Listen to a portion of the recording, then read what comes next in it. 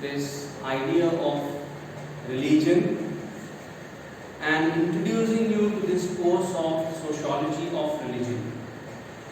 When we look at this sociology of religion, the sociology of religion is based on this notion that takes a perspective, that is common to all, a perspective that views that what brings in religious belief, what makes religious belief possible, what makes the idea of God possible, what makes the idea of the divine, the supernatural possible.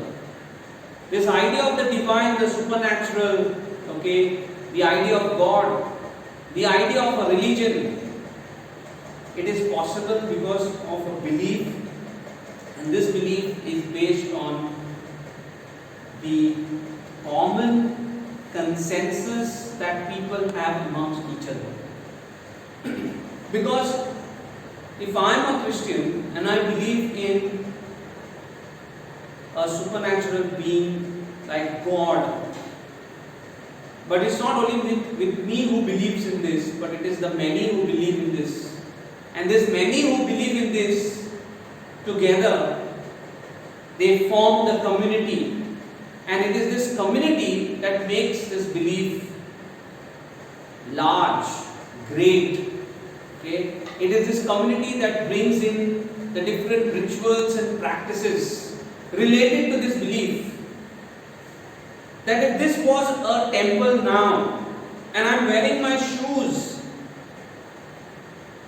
the people, if I was a Hindu, and my Hindu brothers and sisters would be telling me that ye paap hai, this is not right, you are wearing the shoes in the temple, take it out, because of disrespect to the divine. You are supposed to take out the footwear and then enter into the temple, because you are talking about being pure, being clean. If you have to have a bath and come to the temple, it's because of this idea of purity. So, if you look at all these things, you see that the idea of divine is somehow in the consciousness of a mind. And it's in the consciousness of a mind and minds of many that the idea of a supreme divine, a supreme person, which all people look at as a supernatural being, is born. Without this community, we can never have this possible. So in this subject, in this course, we are going to look at different scholars of sociology who have contributed to this idea of religion. They look at religion in different ways. We're going to look at these different sociologists who have spoken about this over a period of time. We are also going to look at and dissect religion and its different elements. Like what makes religion?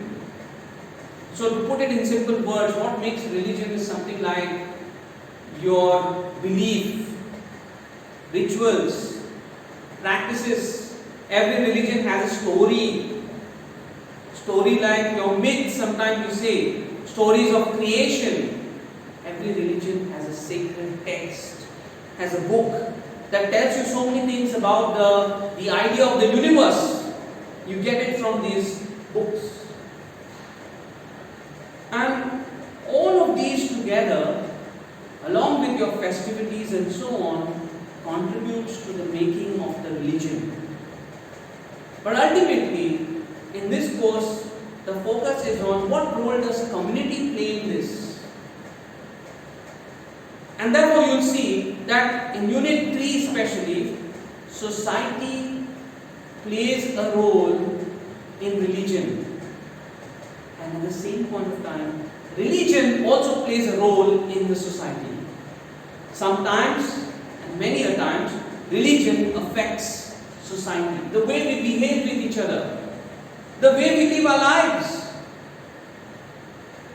If a Muslim is wearing a hijab, it's because of your belief. A Hindu wears a sari because of their own belief. A Christian wears something else because of their belief.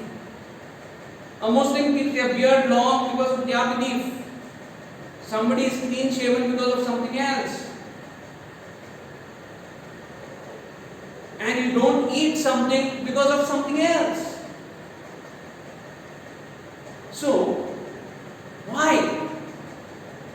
Okay, so you see, religion affects society, religion affects each one of our lives, the way we live our lives, the way we form our culture in our lives.